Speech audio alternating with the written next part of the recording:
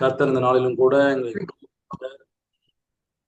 எங்களை இந்த குடும்பமாக உத்தரப்பிரதேச மாநிலத்திலே பிராக்ராஜ் என்ற இடத்திலே ஆண்டவர் பயன்படுத்திட்டு வராங்க. அதற்காக நான் ஆண்டவருக்கு நன்றி சொல்கிறேன். ஆண்டவர் எனக்கு கொடுத்திருக்கிற அந்த 3 குழந்தைகளுக்காக ஆண்டவர் எனக்கு 3 பெண் குழந்தைகளை மட்டுமே கொடுத்து ஆசீர்வதித்திருக்கிறார். அந்த நாளிலே அவர்களை வைத்து நாங்கள் குடும்பமாய் சந்தோஷமாக அழைத்தவர் உண்மையுள்ளவர்.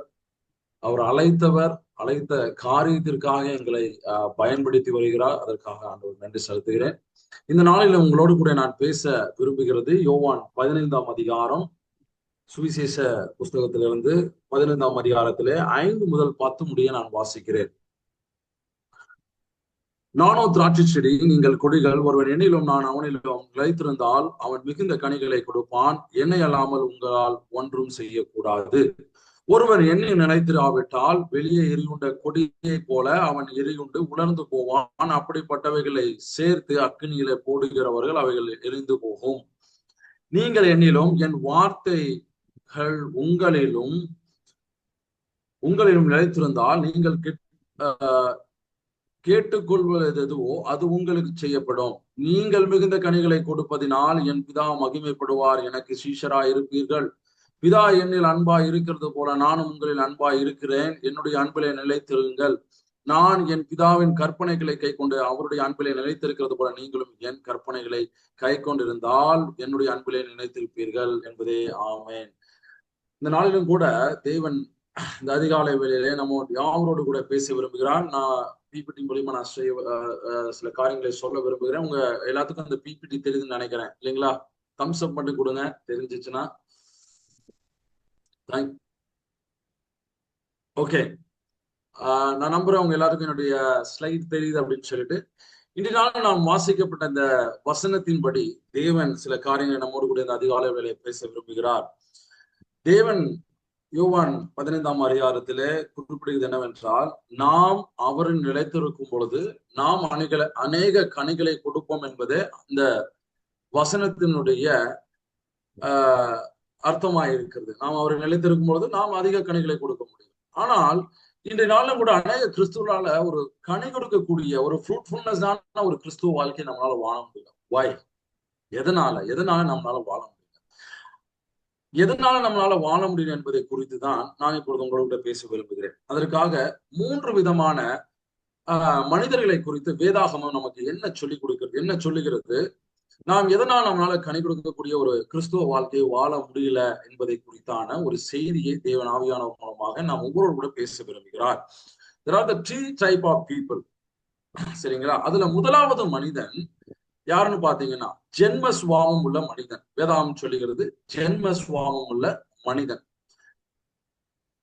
பாருங்க, பரிசுத்த ஆவியினால் நிரப்பப்பட்ட உண்மை தத்துவத்தை அறிந்த நிமிடத்திற்கு நிமிடம் விடாமல் அவருடைய சாரி ஒரே ஒரு நிமிஷம், யாரோ என்ன ஸ்கிரீன் அக்சஸ் பண்றீங்கன்னு நினைக்கிறேன். ஏதோ ஸ்கிராச்சஸ் ஆகுது, கொஞ்சம் அதை பார்க்க முடியுமா?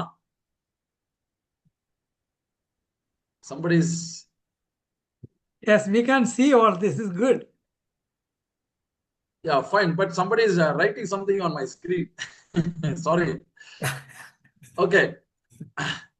முதலாவது ஜென்ம சுவாவம் உள்ள மனிதனை குறித்து வேதாகமம் குறிப்பிடுகிறது. 1 கொரிந்தியர் 2:14 முதலாவது மனிதன் யார் என்பதை நாம் இங்கே பார்க்கலாம். இந்த ஜென்ம சுவாவம் மனிதன் யாருன்னு நீங்க பார்த்தீங்கன்னா கிறிஸ்து இயேசுவை ஏற்றுக்கொள்ளாத ஒருவன். வேதம் சொல்லுகிறது ஜென்ம சுவாவம் உள்ள மனிதனோ தேவனுடைய ஆவிக்குறிகளை ஏற்றுக்கொள்ளான். அவைகள் அவனுக்கு பைத்தியமாக தோன்றும். அவைகள் ஆவிக்கேற்ற பிரகாரமாய் ஆராய்ந்து படிக்கிறவைகளானதால் அவைகளை அறிய மாட்டான். இந்த ஜென்ம சுவாவம் உள்ள மனிதன் கிறிஸ்துவை ஏற்றுக்கொள்ளாத மனிதன். நீங்க அந்த சர்க்கிளை பார்க்கும்போது கிறிஸ்து அவனுடைய வாழ்க்கைக்கு வெளியே இருக்கிறார். அவனுடைய சிங்காசனத்தை ஜென்ம சுவாவம் ஆளுகிறது. நல்லா கவனிங்க, அந்த சர்க்கிள்ல பாருங்க, அவனுடைய ஜீவிதத்துல என்னென்ன இருக்குது, என்னென்ன காரியங்களை அவன் வெளிப்படுத்துகிறான் பாருங்க. நான் அல்லது சுயம் சிங்காசனத்தின் மேல், கிறிஸ்து ஜீவிதத்திற்கு வெளியே அவனுடைய வாழ்க்கையினுடைய கனிகள் எப்படிப்பட்டதா இருக்குது? சிரத்தைகள் சுயத்தால் ஆளப்பட்டு அடிக்கடி ஏமாற்றத்தையும் முரண்பாடையும் பிறப்பித்தல். முதலாவது மனிதனை குறித்து வேதாகம் நமக்கு என்ன குறிப்பிடுகிறது? ஜென்ம சுவாபம் உள்ள மனிதனை குறித்து வேதாகம் நமக்கு குறிப்பிடுகிறது. ஏனென்றால் அவன் கடவுளை அறியாதவன். இரண்டாவது மனிதன் யார் என்பதை வேதாகம் நமக்கு குறிப்பிடுகிறது. யார் என்று நம்ம பார்க்கலாம்.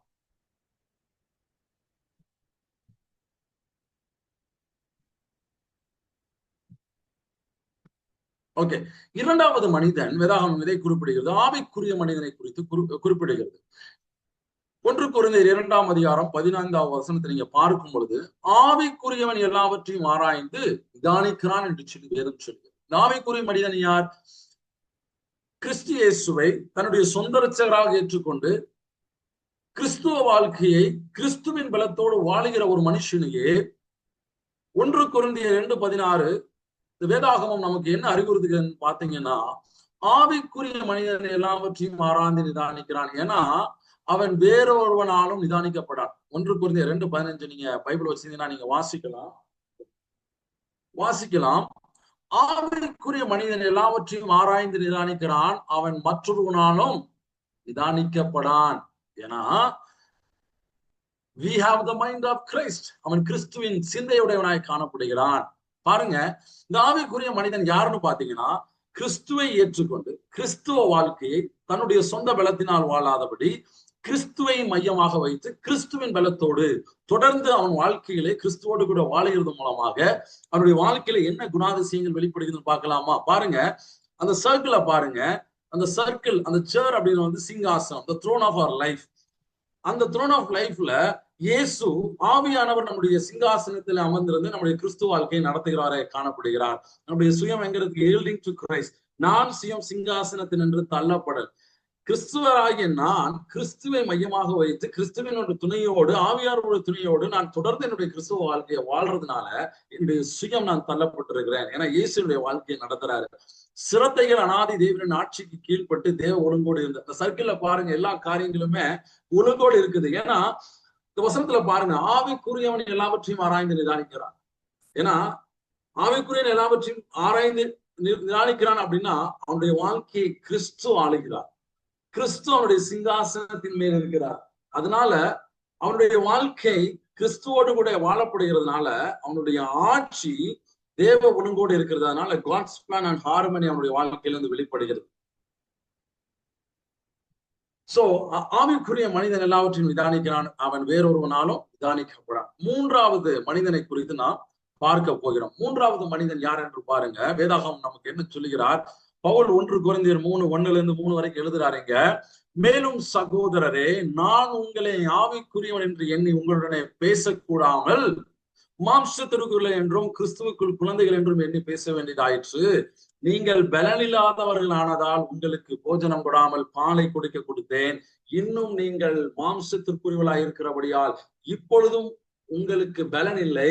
போராமையும் வாக்குவாதமும் பேதகங்களும் உங்களுக்குள்ளே இருக்கிறபடியால் நீங்கள் மாம்சத்திற்குரியவர்களாய் இருந்து மனுஷ மார்க்கமாய் நடக்கிறீர்கள் என்று சொல்லுகிறார். மூணாவது மனிதனை குறித்து பார்க்கிறோம். முதலாவது ஜென்மசுவாமம் உள்ள மனிதன் ஜென்மசுவாமம் உள்ள மனிதன் கடவுளை ஏற்றுக்கொள்ளாத ஒரு மனிதனாய் இருக்கிறான். இரண்டாவது ஆவிக்குரிய மனிதனை குறித்து பார்த்தோம். அவன் கிறிஸ்து இயேசுவை ஏற்றுக்கொண்டு கிறிஸ்துவின் பலத்தோடு வாழுகிறதுனாலே அவன் ஆவிக்குரிய மனிதன் என்று வேதாகமம் நமக்கு குறிப்பிடுகிறது. மூன்றாவது மனிதன் யார் என்று பார்த்தீர்களானால் மாம்சத்திற்குரிய மனிதன். இந்த மாம்சத்திற்குரிய மனிதன் யார் என்பதை வேதாகமம் குறிக்கிறது பாருங்க.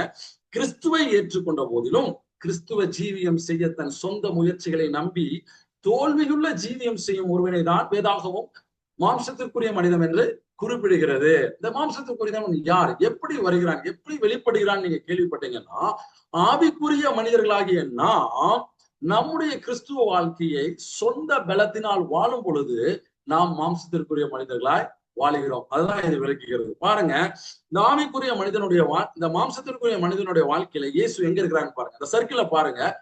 The Christ is yielding to Christ, the throne.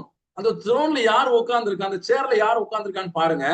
சுயம் உட்கார்ந்துருக்கு. செல்ஃப், நான் கிறிஸ்துவ வாழ்க்கையை கிறிஸ்துவை ஏற்றுக்கொண்டோம். ஆவிக்குரிய மனிதனாய நான் கிறிஸ்துவை அனுமதிக்காம என்னுடைய சொந்த பலத்தினா நான் வாழணும்னு நினைக்கிறேன். அதைதான் பவுல் அழகா விளக்குகிறார் கொரிந்தியர் சபைக்கு. உங்களை ஆவிக்குரியவன் என்று எண்ணி பேசாமல், உங்களுடனே பேசாமல், நீங்கள் மாம்சத்திற்குரியவர்கள் என்றும் கிறிஸ்துவுக்குள் குழந்தைகள் என்றும் எண்ணி பேச வேண்டியதாயிற்றே அப்படின்னு சொல்றாரு. அப்ப அவர் என்ன சொல்றாருக்குல்ல, இப்பொழுதும் உங்களுக்கு பலன் இல்லையே, பொறாமையும் வாக்குவாதமும் விதங்களும் உங்களுக்கு இருக்கிறபடியால் நீங்க யாரா இருக்கிறீங்க? நீங்கள் மாம்சத்திற்குள்ளாய் இருந்து மனுஷ மார்க்கமாய் நடக்கிறீங்க. நீங்க புரியுதா? வேதம் நமக்கு என்ன கற்றுக் கொடுக்கிறது? 15ஆம் அதிகாரத்திலே, யோவான் 15ஆம் அதிகாரத்திலே அவர் தெளிவாக விளக்குகிறார். என்னில் நினைத்திருந்தால் நீங்கள் அநேக கனிகளை கொடுப்பீர்கள் என்று சொல்லி. என்னில் நிலைத்திராவிட்டால் நீங்கள் அநேக கனிகளை கொடுக்க மாட்டீங்க அப்படின்னு சொல்றாரு. எவ்வளவு தெளிவான, that is the reason, why the reason, என்ன காரணம் என்று தெரியுமா? நாம் கிறிஸ்து இயேசுவை ஏற்றுக்கொண்டோம். கிறிஸ்துவ ஜீவிதத்தை சொந்த பலத்தினால், மாம்ச பலத்தினால் வாழுகிறதுனால நாம் கனியற்ற கிறிஸ்தவர்களாய் வாழக்கூடிய சூழ்நிலை தள்ளப்படுகிறோம். தேவன் அருமையாக விளக்குகிறார். அதை பாருங்க, சுயமாலும் ஜீவனான் அல்லது சுயம் சிங்காசனத்தின் மேல் கிறிஸ்து சிங்காசனத்தில் தள்ளப்படுறாரு. கிறிஸ்துவ வாழ்க்கையை நம்ம சொந்த பலத்தின வாழ்றதுனால நாம் மாம்சத்திற்குரிய மனிதனாய் கிறிஸ்துவ வாழ்க்கையை தொடர்ந்து வாழ்கிறவர்களாய் காணப்படுகிறோம். பாருங்க, தேவன் நமக்கென்று கொடுக்கப்பட்ட அந்த வாழ்க்கை என்ன பாருங்க, பரிபூரணமும் கனியும் உள்ள கிறிஸ்துவ வாழ்க்கையை வாழ தேவன் நமக்கு ஏற்பாடு செய்திருக்கிறார். யோவான் 10:10 என்ன சொல்லுது? இயேசு சொன்னார், நானும் அவைகளுக்கு ஜீவன் உண்டாயிருக்கவும் பரிபூரணமும் படவும் வந்தேன் அப்படி சொல்றாரு. ஆண்டவருடைய திட்டம் நம்முடைய வாழ்க்கையில நமக்கு ஜீவன் உண்டாயிருக்கும், அது பரிபூரண படமும் வந்திருக்கிறார். ஆனா திருடனும் அதை கொல்லவும் அழிக்கும் என்று வேறொன்றுக்கும் வரான் என்று சொல்லி வேதம் சொல்லுகிறது. பாருங்க, அவருடைய சித்தம் என்ன நம்முடைய வாழ்க்கையில? நானே திராட்சை செடி, நீங்கள் கொடிகள், ஒருவர் என்னிலும் நான் அவனிலும் நினைந்திருந்தால் அவன் மிகுந்த கனிகளை கொடுப்பான். என்ன இல்லாமல் உங்களால் ஒன்றும் செய்யக்கூடாது.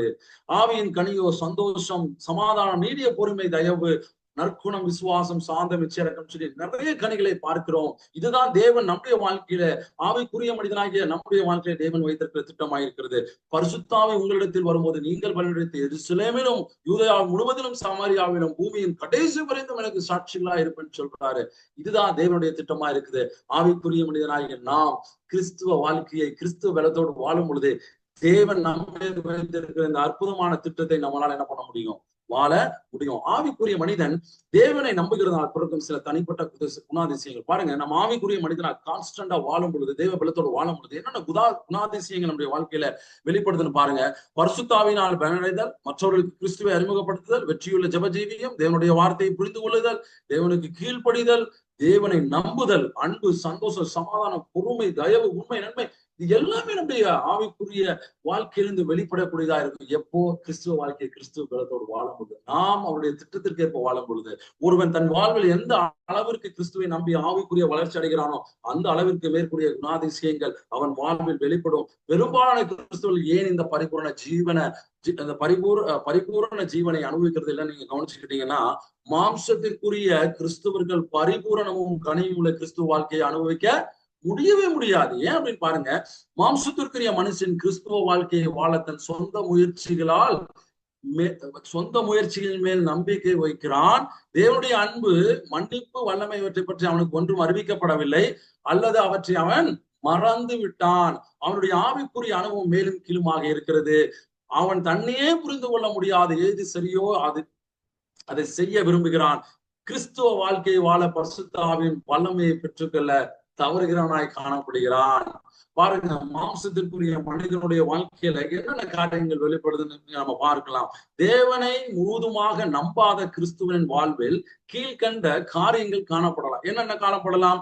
ஆவிக்குரிய சுதந்திரத்தை பற்றி அறியாமை, அசுவிசுவாசம், கீழ்ப்படியாமை, தேவன் மேலும் மற்றவர்கள் மேலும் உள்ள அன்பை இழத்தல், ஜெபஜீவிய தாழ்ச்சி, வேத ஆராய்ச்சியின் மேல் விருப்பமின்மை, அசுத்த நினைவுகள், பொறாமை, குற்றம், கவலை, ஐதைரியம், குற்றச்சாட்டும் தன்மை, முரண்பாடு, குறுக்கோளின்மை.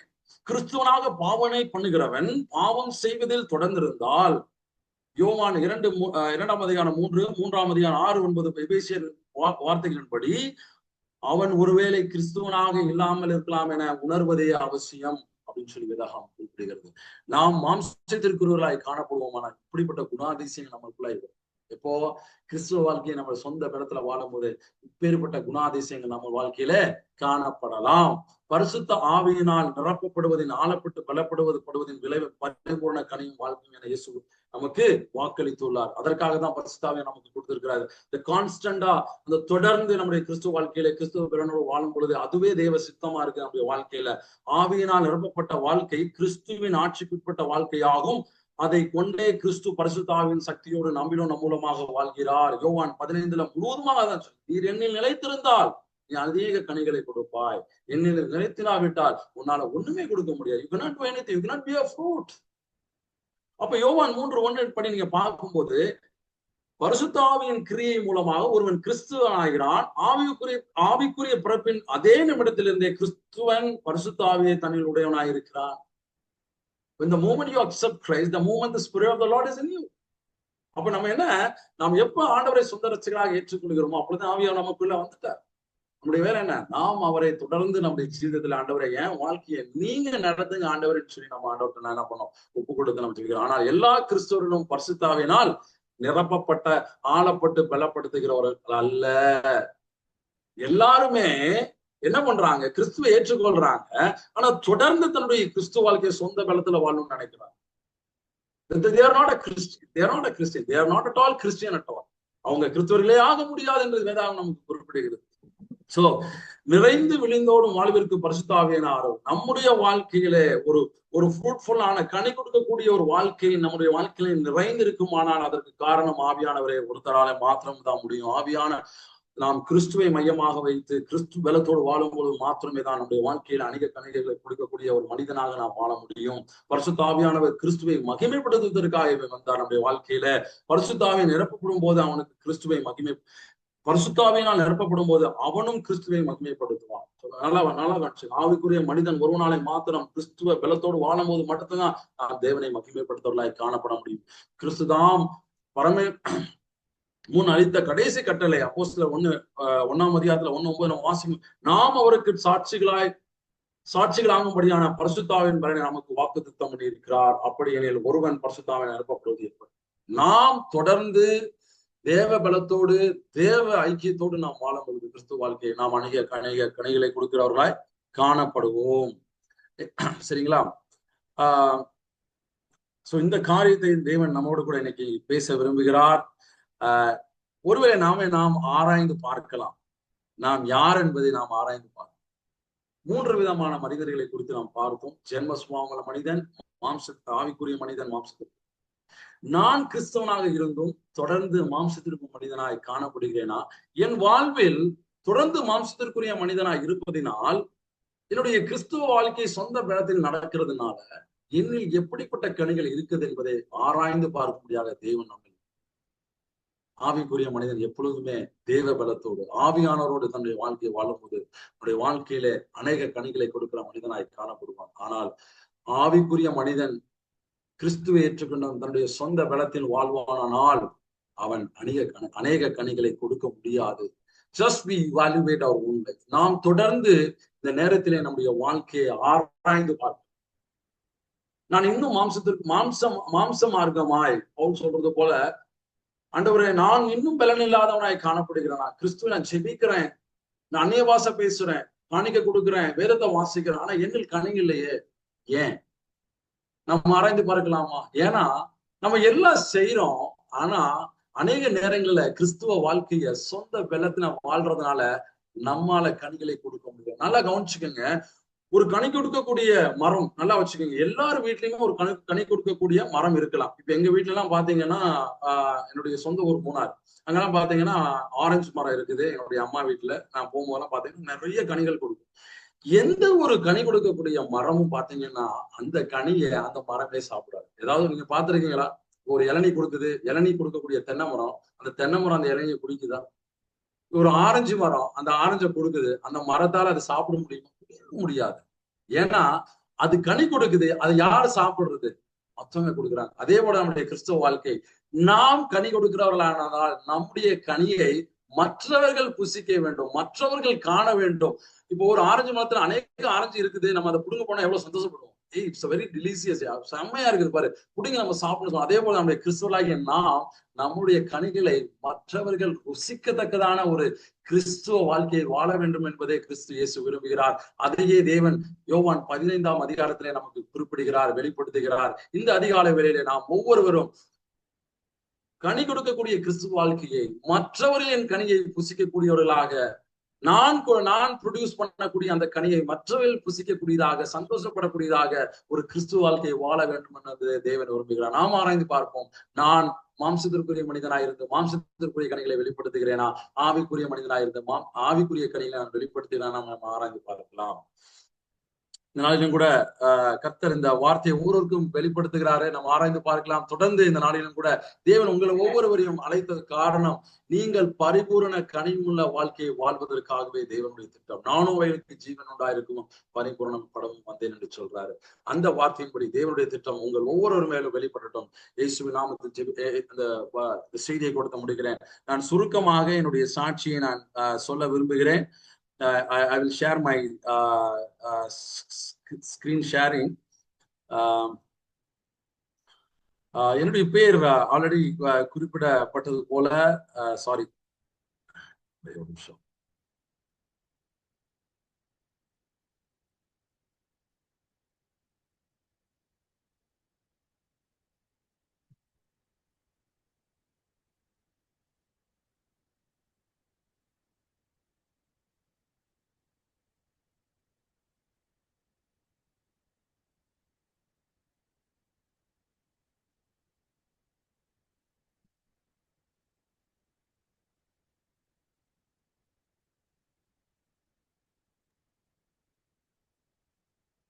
நான் சொன்னது போல கர்த்தர் எனக்கு, என்னுடைய மனைவி, நான், என்னுடைய 3 பெண் குழந்தைகள், கர்த்தர் Sahana and Sierra and Sameeksha, இதுதான் என்னுடைய குழந்தைகள். மூத்த பாப்பா ஃபர்ஸ்ட் ஸ்டாண்டர்ட் படிக்கிறாங்க, மூத்த பாப்பா 3rd ஸ்டாண்டர்ட் படிக்கிறாங்க, செகண்ட் பாப்பா 1st ஸ்டாண்டர்ட் படிக்கிறா, 3வது பாப்பாவுக்கு இப்ப 2.25 வயசு. என்னுடைய குடும்பத்தை நீங்க நினைவு கூறுங்க. கர்த்தர் என்ன எப்படி ரட்சிப்புக்குள்ள கொண்டு வந்தாருன்னு பாத்தீங்கன்னா, ஐம் ஃபர்ஸ்ட் ஜெனரேஷன் கிறிஸ்டியன். என்னுடைய அப்பா ஒரு ஹிந்து, பயங்கரமான ஒரு ஹிந்து பேக்ரவுண்ட் கன்வெர்ட் இருக்கிறவங்க. என்னுடைய அப்பாவை ஒரு சிஎஸ்சி ஐயர் தான் ஆண்டவருக்குள்ள ரட்சிப்புகளை கொண்டு வந்தாங்க. அவர் மூலியமா தான் நான், அதுக்கப்புறம் நாங்க பிறந்தோம். அதுக்கப்புறம் எனக்கு ஐம் ஜஸ்ட் நாமினல் கிறிஸ்டியன். நான் ஒரு கிறிஸ்துவ குடும்பத்துல பிறந்தேன் அப்படின்ற ஒரு இது மட்டும்தான். என்ன சர்ச்சுக்கு போக சொன்னாங்க, சண்டே ஸ்கூல் அட்டன் பண்ணேன், இயேசு பத்தி நிறைய சொல்லியிருக்கிறாங்க. பட் அன்னைக்கெல்லாம் எனக்கு ஒரு புரிதல் இல்லை, கிடையவே கிடையாது. நாமினல் கிறிஸ்டியன், ஐம் கிறிஸ்டியன் கால். அந்த மாதிரிதான் நான் என்னுடைய வாழ்க்கையை நான் தொடர்ந்து நான் ஆரம்பிச்சேன்.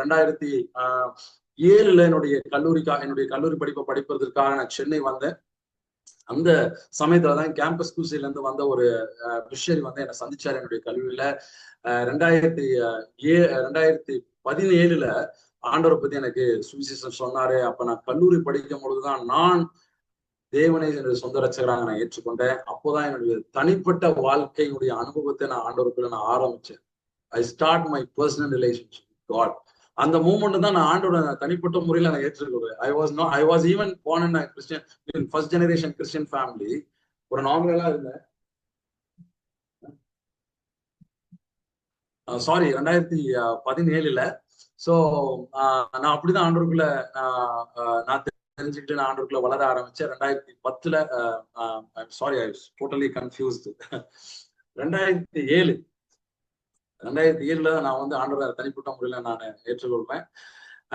2010 என்னுடைய கல்லூரி வாழ்க்கையை முடிக்கிறேன். அப்போதான் நான் என்னுடைய அந்த கல்லூரி வாழ்க்கையில தான் என்னை ஆண்டவர் தொட்டாரு. 2010 என்னுடைய வாழ்க்கையை நான் ஆண்டவருக்கான ஒப்பு கொடுத்து இந்த ஊழியத்தின் வாயிலாக அநேக வாலிபரை ரட்சிப்புள்ளாக கொண்டு வரும்படியாக என்னுடைய வாழ்க்கையை நான் அர்ப்பணிக்கிறேன். இது மூலியமா என்னுடைய ஊழியத்துக்கு ஆண்டவரை நான் அழைச்சார். இது மூலியமா ஆண்டவருடைய ஊழியத்தை நான் செய்ய ஆரம்பிச்சேன். ஏன் அப்படின்னு பாத்தீங்கன்னா, ஆண்டவர் அழைத்ததுக்கான காரணம், என்னுடைய கல்லூரி வாழ்க்கையில என் ஆண்டவர் தொட்டாரு. நானும் ஒரு நாமினலான கிறிஸ்டியனா இருந்தேன். ஆனா எப்ப நான் தனிப்பட்ட முறையில இயேசுவை ஏற்றுக்கொள்ளணும், அப்ப என்னுடைய வாழ்க்கையில மற்றவர்களுக்கு நான் கிறிஸ்து சொல்லணும் வாழ்க்கையை நான் ஆரம்பிச்சேன். சோ அப்பதான் ஆண்டவர் என்ன 2010 இந்த ஊழியத்தின் மூலமாக என்னை அழைத்து, கேம்பஸ் குசி பாத்தீங்கன்னா இந்த காலேஜ் ஸ்டூடெண்ட்ஸ் மத்தியில ஊழியம் செய்யறதுக்கான ஒரு பிளாட்ஃபார்ம். ஆண்டவர் என்ன இதுக்கு சூஸ் பண்ணி, இது மூலியமா நான் என்ன பண்ணேன், கல்லூரி மாணவர்கள் மத்தியில ஊழியம் செய்ய முடியாது நான் அழைச்சாரு. 2010 11 வரைக்கும் கோயம்புத்தூர்ல ஊழியம் பண்ணேன். பெங்களூர்ல ஊழியம் பண்ணிட்டு இருந்தேன். 2011 13 வரைக்கும் கோயம்புத்தூர்ல ஊழியம் பண்ணிட்டு இருந்தேன். 2013 ஆந்திரால இருக்கக்கூடிய விஜயவாடா என்ற பட்டணத்துக்கு ஆண்டவரை அழைச்சு கொண்டு போனார். அங்க ஊழியத்தை நான் செய்யும்படியாக கற்றுக்கிட்டு, எனக்கு லாங்குவேஜ் எல்லாம் தெரியாது, தெலுங்குலாம் எனக்கு தெரியாது. ஆனா ஆண்டவர் அங்க கொண்டு போய் அந்த 4 வருஷம் எனக்கு தெரிஞ்ச கற்றுக் கொடுத்தார். அங்க ஊழியத்தை செய்யும்படியாக அநேக கல்விகளுக்கு ஆண்டவரை பத்தி சொல்லும்படியாக கற்றுக்கிட்டு 2016 எங்களுக்கு திருமணம் நடந்துச்சு. சோஃபியாவும் பாத்தீங்கன்னா அவனுமே என்னுடைய மனைவி கேம்பஸ் குசில அவங்க கல்லூரி படிக்கும் போது அவங்களும் இன்வால்வ் பண்ணிட்டு இருந்தாங்க. அவங்களும் பாத்தீங்கன்னா 2011 she got selection in campus interview. ஒரு எம்என்சி கம்பெனில வேலை கிடைச்சிச்சு அவளுக்கு கல்லூரி படிக்கும் பொழுது. she got an offer letter. ஆனாலும் கூட அதே நேரத்துல தான் ஆண்டவர் ஊழியத்துக்கு அழைச்சாரு. ஆனா அவங்க அப்பாட்ட சொன்னாங்க, இந்த மாதிரி எனக்கு ஊழிய அழைப்பு இருக்கு, எனக்கு வேலைக்கு போக விருப்பம் இல்லை, நீங்க என்ன சொல்றீங்க அப்படின்னு. ஆண்டவர் அப்ப டாடி வந்து ஒரு கிரீன் சிக்னல் கொடுத்தாங்க. சரிம்மா, நீ ஆஃபர் லெட்டரை வச்சுட்டு இந்த ஊழியத்துல ஜாயின் பண்ண, அது ஆண்டவருக்கு சித்தமானா நீங்க அதை செய்யுங்க. 2012 கேம்பஸ் ஊழியத்துல அவங்களும் அந்த ஆஃபர் லெட்டரை வச்சுட்டு அவங்க ஆண்டுடைய அழைப்பை ஏற்றுக்கொண்டு இந்த ஊழியத்துல அவங்களும் ஜாயின் பண்றாங்க. ஸோ கேம்பஸ் குரூஸ்ல 2 பாலிசி இருக்கு. ஒன்னு வந்து திருமண பாலிசி, இன்னொன்று வந்து ஃபைனான்ஸ் பாலிசி. என்னுடைய ஊழியம் விசுவாச ஊழியம், we are not based on salary. இரண்டாவது இது பாத்தீங்கன்னா திருமணம். நான் அந்த ஊழியத்துல இருக்கேன் அப்படின்னா என்னுடைய மனைவியும் என்னோட கூட சேர்ந்து இந்த ஊழியத்துல செய்யணும். ஏன்னா இட்ஸ் கப்பல் மினிஸ்ட்ரி. அப்ப நாங்க 2 பேரும் ஒரே ஆர்கனைசேஷன் ஊழியம் செய்யறதுனால என்னுடைய campus crusade founder, India campus குரூசைடோட ஃபவுண்டர் இந்த அலைன்ஸ் எங்களுக்கு கொண்டு வராரு. ஸோ எங்களுக்கு பிடிச்சிருந்துச்சு. நாங்க பேரண்ட்ஸ்ட பேசினோம். என்னுடைய மனைவிக்கும் ஒரே தரிசனம், ஒரே விஷன் அப்படின்னும் பொழுது நாங்க மேரேஜ் பண்றதுக்கு இது ஒரு நல்ல வாய்ப்பு அப்படின்னு சொல்லி நாங்க திருமணம் செய்தோம் 2016. 2017 ஜூன்ல எனக்கு ஒரு தரிசனம் கிடைச்சிச்சு. நாங்க நார்த் இந்தியா போகணும் அப்படின்னு சொல்லிட்டு நான் ராயபரேலின்னு சொல்லி ஒரு இடத்துக்கு போயிருந்தேன் உத்தரப்பிரதேசத்துல. அங்க போனப்ப அநேக தேவைகள், அநேக ஊழிய தேவைகள் அங்க அதிகமா அந்த ஆண்டவர் எனக்கு அந்த பாரத்தை கொடுத்தாரு. அப்படி என் மனைவி 7 மந்த் வந்து கன்சீவா இருந்தாங்க. நான் வந்து சொன்னேன் இந்த மாதிரி நம்ம நார்த் இந்தியாவில போய் ஊழியம் செய்யலாம், நீ என்ன சொல்ற அப்படின்னு. பட் அவங்க சொன்னாங்க கடவுளுக்கு சித்தமா நம்ம போகலாம். ஆனா என்னுடைய குடும்பத்துல இருக்கிற ஒவ்வொருத்தருமே வந்து அதை அக்செப்ட் பண்ணல. ஏன்னா ஒய்ஃப் கன்சீவா இருக்கிறாங்க, குழந்தை பிறந்துச்சு, அதோட நீங்க நார்த் இந்தியாவில போய் ஊழியம் செய்யறீங்கன்னா அவங்க நியூஸ்ல நிறைய காரியங்களை பார்த்து பயந்து போனாங்க.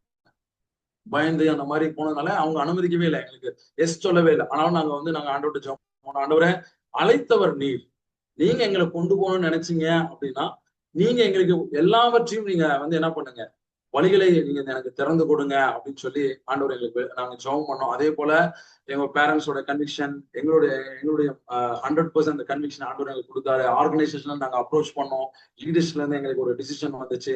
ஆண்டவர் எல்லாவற்றையும் எங்களுக்கு ஒரு ஓபன் பண்ணி கொடுத்தாரு. 2017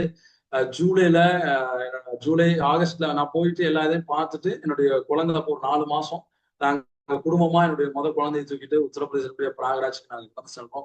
அங்க போகும்போது நிறைய எதிர்ப்புகள். என்னன்னு பாத்தீங்கன்னா அந்த இட்ஸ் டோட்டலி அன்கம்ஃபர்டபுள் ஜோன். ஏன்னா நான் வந்து பாத்தீங்கன்னா நல்ல ஒரு சாப்பாடுறாங்க, நல்லா சாப்பிடக்கூடிய மனுஷன். நானா இட்லி தோசை ஒரு சப்பாத்தி வச்சா கூட எங்க அம்மாட்ட நான் என்ன பண்ணுவேன், எனக்கு குழம்பு வேணும்னு கேட்கக்கூடிய ஆள். ஆனா இன்னைக்கே அந்த ஊர்ல நான் இறங்கும் போது பாத்தீங்கன்னா இட்ஸ் பேக்வேர்டு.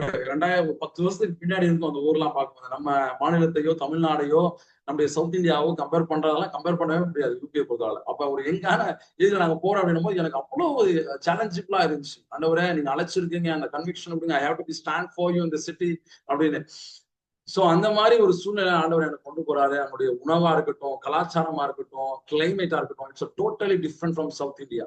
இட்லி தோசையை பார்க்க முடியாது, சமோசா மட்டும்தான் இருக்கும், முட்டை பப்ஸ், பஜ்ஜி, வடை எதையும் நீங்க பார்க்க முடியும். நான் எதெல்லாம் என்னுடைய வாழ்க்கையில நான் அந்த சவுத் ஈஸ்ட் இந்தியால நான் விரும்பி சாப்பிடுவோம் எல்லாத்தையும் நாங்க சாக்ரிஃபைஸ் பண்ணோம். அங்க போய் அந்த கலாச்சாரத்தை நாங்க அடாப்ட் பண்ணோம். அங்க உள்ள கலாச்சாரத்தை அடாப்ட் பண்ணோம், உணவை நாங்க அடாப்ட் பண்ணோம். ரொட்டி சப்ஜி, என்னுடைய பிள்ளைகள் 360 நாள் ஸ்கூலுக்கு போகும்போது அந்த ரொட்டி சப்ஜி தான் எடுத்துட்டு போவாங்க. நாங்களும் காலை உணவாகவும் மாலை இரவு உணவாகவும் நாங்க அதான் சாப்பிடுவோம். மதியம் ஒரு நேரத்துக்கு மட்டும் தான் நாங்க சோறு சாப்பிடுவோம்.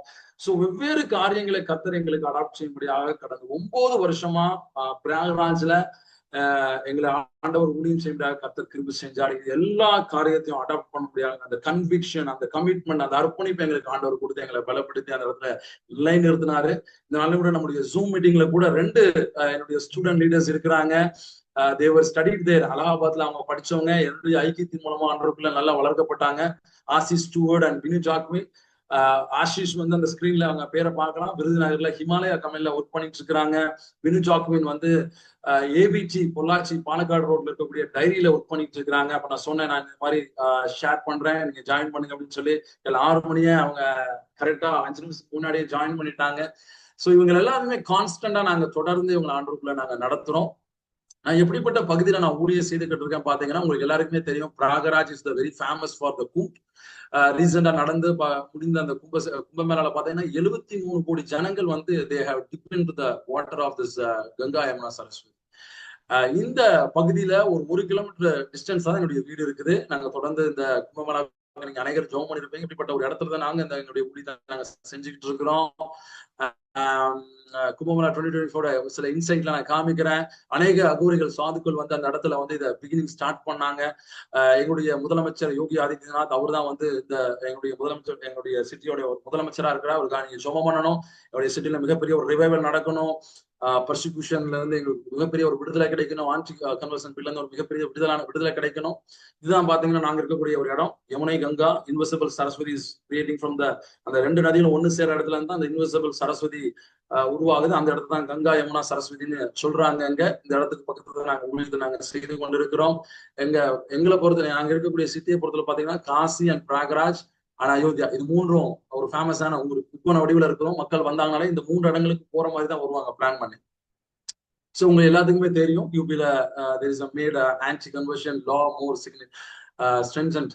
பார்த்தீங்கன்னா ரொம்ப கடினமாக்கப்பட்ட ஒரு சட்டத்தை அங்க கொடுத்துருக்காங்க. ஆனாலும் கத்திரங்களை விதமா பயன்படுத்திட்டு வராரு. என்ன பயன்படுத்தினா பார்த்தா, so moreover in Christian community in Allahabad it's not much more strengthening our ministry in our missionary journey. இதே எங்களுடைய சர்ச், நாங்கள் போற சர்ச் பார்த்தீங்கன்னா கிட்டத்தட்ட ஒரு 300 people கேன் சிட் அகாமடேட்.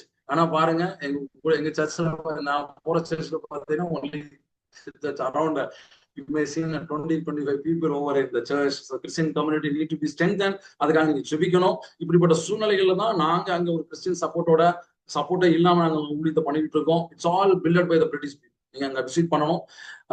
மத்தேயு 28:18-20 படி இந்த ஞாபகம் கட்டளையின்படி தான் நாங்க அந்த ஊழியத்தை நாங்க செய்து வருகிறோம்.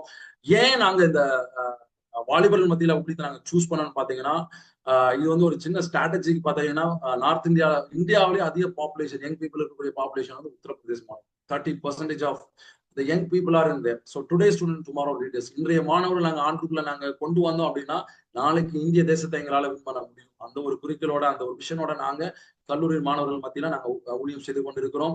இன்னைக்கு ஸ்டூடெண்ட்ஸ் வந்து வெவ்வேறான காரியங்கள் அகப்பட்டிருக்காங்க. இது பாருங்க, அபார்ஷன் பாத்தீங்கன்னா 15 to 17 years இருக்கக்கூடிய வந்து நிறைய பேர் அபார்ஷன்ஸ் நடக்குது. இன்னைக்கு வந்து 18 to 20 காலேஜ் ஸ்டூடெண்ட்ஸ் எல்லாம் பாத்தீங்கன்னா நிறைய ஹை வேல்யூஸ்ல இருக்குது அபார்ஷன் ரேட்டு.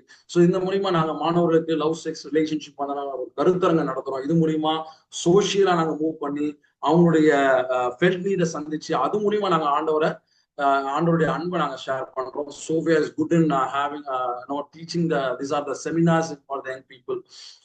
அப்புறம் ட்ரக் அடிக்ஷன் பாத்தீங்கன்னா உத்தரப்பிரதேசம் 8 to 10%, 15 to 30 years உங்களுக்கு ரொம்ப எளிதான சுலபமான முறையில கிடைக்கும். சாக்லேட் கிடைக்கிற மாதிரி உங்களுக்கு கிடைக்கும்.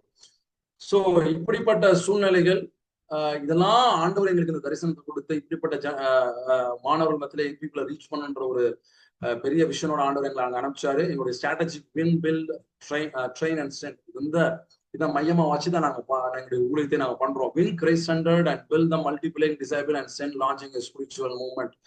நாங்க எப்படி ஸ்டூடெண்ட் அட்ராக்ட் பண்றோம்னு பாத்தீங்கன்னா, ஒரு கேஷுவலான மூவ்மெண்ட்ல நாங்க அவங்கள அட்ராக்ட் பண்ணுவோம். அவங்களை பத்தி ஒரு இன்டைரக்டான ஒரு இதெல்லாம் வச்சு நாங்க அட்ராக்ட் பண்ணி, இது பாத்தீங்கன்னா பிக்சர் கார்டு, இது மூலியமா அவங்க வாழ்க்கையை நாங்க பத்தி நாங்க ஷார்ட் அண்ட் ஸ்வீட்டா நாங்க தெரிஞ்சுக்குவோம். அவங்க யாரு, அவங்களோட கூட சின்ன வெளியே போறது, அவுட்டிங் போறது, ஃபுட் குக் பண்ணி சாப்பிடுறது, இது மூலியமா என்னுடைய ரிலேஷன்ஷிப்பை நாங்க கூட பில்ட் பண்ணி அவங்கள ஆண்டவர்களை ரீச் பண்றதுக்கான ஒரு பிகினிங்கை நாங்க வின்னிங்கா எடுத்து அவங்களுக்கு ஒரு seminar, felt need seminar conduct பண்ணுவோம். இதெல்லாம் கண்டக்ட் பண்ணி அவங்களுக்கு இந்த மாதிரிலாம் பண்ணி அவங்கள வின் பண்றோம் முதலாவது. அதுக்கப்புறம் பில்டிங் என்னன்னு பாத்தீங்கன்னா, நாங்க யாரெல்லாம் வின் பண்ணோமோ அவங்க எல்லாம் பில்ட் பண்ணி ஆண்டவருக்கு தனிப்பட்ட முறையில அவங்கள கிறிஸ்துக்குள்ள பைபிள் ஸ்டடியில அவங்கள பில்ட் பண்றது, இப்படிப்பட்ட காரியங்களை பில்டிங் கான்வர்சேஷன்ல பண்றோம். இதெல்லாம் பாத்தீங்கன்னா நான் ஸ்டூடெண்ட்ஸோட சேர்ந்து நான் ஒவ்வொரு ஹாஸ்டலுக்கு போய் நாங்க சுவிசேஷம் அறிவிப்போம். தனிப்பட்ட முறையில என்னுடைய ஸ்டூடெண்ட் டிசேபிள்ஸை பக்கத்துல வச்சுக்கிட்டு நாங்க இதெல்லாம் பண்ணுவோம். நாங்க என்ன மெட்டீரியல்ஸ் யூஸ் பண்றோம், இந்த ஃபோர் இதை தான் நாங்க யூஸ் பண்றோம். அந்த 4 பாத்துக்கிட்டீங்கன்னா, இந்த லவ் சிம்பிளோட மீனிங் என்னன்னு நான் சொல்லியிருந்தேன். கடவுள் உன்னை நேசிக்கிறார், உன் வாழ்க்கைக்கு மிகப்பெரிய திட்டத்தை வைத்திருக்கிறார். 2வது டிவைடோட மீனிங் என்னன்னு பாத்தீங்கன்னா, மனிதன் பாவம் செய்ததினால் கடவுள் மீது பிரிக்கப்பட்டிருக்கிறார். 3வது சிலுவை, கிறிஸ்து இயேசுவே மனிதனுடைய பாவத்தை மன்னிக்கக்கூடிய ஒரே பரிகாரிய தேவன். அவரை நீ ஏற்றுக்கொள்ளும் போது தேவனுடைய திட்டத்தையும் அன்பையும் நீ புரிந்து கொள்ள முடியும். 4வது கொஸ்டின் மார்க், நீ அவரை பின்பற்ற விரும்புகிறாயா? பாருங்க, இந்த ட்ரைனிங்கை வந்து என்னுடைய ஸ்டூடெண்ட்ஸ் எல்லாருமே கொடுப்போம். ஆஷிஷ், பினுவெல்லாம் இந்த ட்ரைனிங்ல இருக்கிறாங்க. ஃபர்ஸ்ட் அண்ட் செகண்ட்ல சிட் பண்ணிட்டு இருக்காங்க. இந்த ரீசெண்டா நடந்த கிறிஸ்துமஸ் ப்ரோக்ராம்ல பாத்தீங்கன்னா 73 அதர் ஃபெய்த் பேக்ரவுண்ட் மாணவர்களை நாங்க ஆண்டுக்குள்ளாக சந்திச்சோம். இந்த 4 சிம்பிளை வச்சு இதெல்லாமே என்னுடைய ஸ்டூடெண்ட் டிசைபிள்ஸ் வெவ்வேறு ரீதியில அவங்க நாங்க ட்ரெயின் பண்ணி அவங்க உருவாக்கி, they are the authorised the 4 ambassador. அவங்க எங்கெல்லாம் இந்த டிஷர்ட் போட்டுட்டு போறாங்களோ அவங்களாம் மக்கள் கேட்பாங்க, இது என்னன்னு கேட்பாங்க. அவங்க இது மூலியமா என்ன பண்றாங்க, சுவிசேஷம் அறிவிக்கிறாங்க. இந்த 4 வந்து நாங்க வெவ்வேறு இதுல நாங்க கிரியேட் பண்ணி நாங்க யூஸ் பண்ணிட்டு இருக்கோம். இந்த மாதிரி நாங்க அவுட்டோர்ல நாங்க ஒரு கிரியேட்டிவா நாங்க இது பண்ணி வந்து அந்த ஸ்டூடெண்ட்ஸ் எல்லாம் வந்து கேட்பாங்க, இது என்னன்னு கேட்டா அவங்களுக்கு நாங்க ஆண்டவரை பத்தி சொல்லுவோம். இந்த மாதிரி இதெல்லாம் என்னுடைய ஸ்டூடெண்ட்ஸ் வந்து ரீசெண்டா பண்ண அவுட்ரீச். கேம்பஸ்ல இந்த 4 சிம்பிளை வச்சு அவங்களுடைய போனை வச்சு, we not use any tracks and Bible, இதை வச்சுதான் நாங்க சுவிசேஷம் சொல்லுவோம். தைரியமா எங்க போனா நாங்க இதை சொல்லுவோம். கிரியேட்டிவா நாங்க யூஸ் பண்ணி நாங்க சொல்லுவோம். சோ இப்படிப்பட்ட ஊழியத்தை தான் நாங்க செய்துகிட்டு இருக்கோம். அழைத்தவர் உண்மையுள்ளவர், இந்த ஊழியத்தை செய்யும்படியாக பாரத்தோடு ஒரு பர்சிக்யூஷன் இருக்கக்கூடிய இடத்துல, ஒரு மதமாற்ற சட்டம் இருக்கக்கூடிய இடத்துல கர்த்தர் எங்களை பயன்படுத்திட்டு வராரு. தொடர்ந்து எங்களுக்காக நீங்க ஜெபம் பண்ணுங்க. I have very short and ஸ்வீட்டா நான் என்னுடைய சேட்சியை நான் சொல்லி முடிச்சுட்டேன். நான் நம்புறேன் எனக்காக, என்னுடைய குடும்பத்திற்காக, என்னுடைய 3 பிள்ளைகளுக்காக நாங்க இப்போ ஒட்டஞ்சத்திரம் கிறிஸ்டியன் மிஷன் ஹாஸ்பிட்டலுக்கு வந்திருக்கிறோம் மாஸ்டர் செக்அப்காக. என்னுடைய டிராவலுக்காக, என்னுடைய ரிப்போர்ட்டுக்காக நீங்க ஜெபம் பண்ணிக்கங்க. எஸ்டர்டே நைட் ஒன்லி நாங்க இங்க அரைவ் பண்ணோம். விசேஷமாக இந்த நாளில் கூட எங்களுக்கு இந்த வாய்ப்பை கொடுத்த டாக்டர் சசி பிரதர் அவருக்கு, அது மாத்திரம் இல்ல பாஸ்டர் ரிஜி அவருக்காக ஆண்டவர் நன்றி செலுத்துறேன். எங்களுக்கு over to doctor brother Sasi. Thank you so much for that wonderful testimony, Brother Shibu, and the message and the novel way in which you are spreading the gospel in a place where there is an anti-conversion law. Amazing. God bless you. I request Brother Reggie Koshi to pray for our dear brother Shibu and his wife Sophia and their 3 lovely daughters. Sister Reggie, Hallelujah. Brother Reggie. Glory Jesus. Praise you, Lord. Praise you, Lord. Hallelujah. Thank you, Lord, for the amazing testimony. Hallelujah. The way you are using them, oh Lord. Hallelujah. Lord Jesus, we are, hallelujah. Once again, we are lifting, hallelujah, the men of God, hallelujah, hallelujah, for your ministry, hallelujah, for using them for your ministry, oh Lord, hallelujah.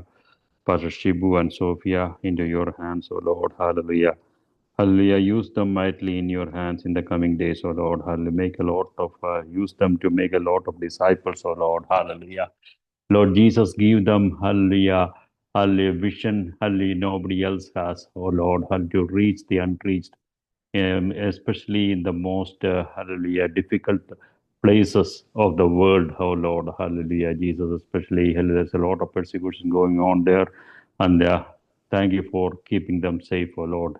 Hallelujah, Jesus, hallelujah, in the coming days. And let them be used mightily in your hands. And whatever you want to do through them, hallelujah, use them, O Lord. We are praying and we are blessing them, O Lord, hallelujah. Let your peace be with them, hallelujah. Let your mercy with them, hallelujah, Jesus. Let your face shine on them, O Lord, hallelujah. Lift your countenance on them, Lord, hallelujah. Hallelujah, be gracious to them, O Lord. In Jesus' mighty name we pray. Amen.